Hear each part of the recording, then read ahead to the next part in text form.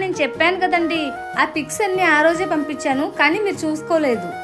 Good morning ma'am. Good morning మా. First ఏమేమి పంపించానో ఒకసారి నాకు సెండ్ చేయండి. ఓకే. అయ్యో చెప్పడం మర్చిపోయినానే మ్యామ్. వేరే సార్ కాల్ చేశారు ఫోటోస్ గురించి. ఇప్పుడే నేను కాల్ చేసి మాట్లాడతాలే.